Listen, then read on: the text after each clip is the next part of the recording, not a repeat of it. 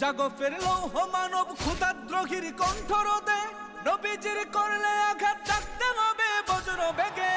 মুমিনের সিনায় সিনায়, মুমিনের সিনায় সিনায় রক্ত ফোটায় যেই মানুষের আবেগ ঝরে, সেখানে জ্বালতে আগুন কোন সে পশু সেই মানুষের ব্যঙ্গ করে।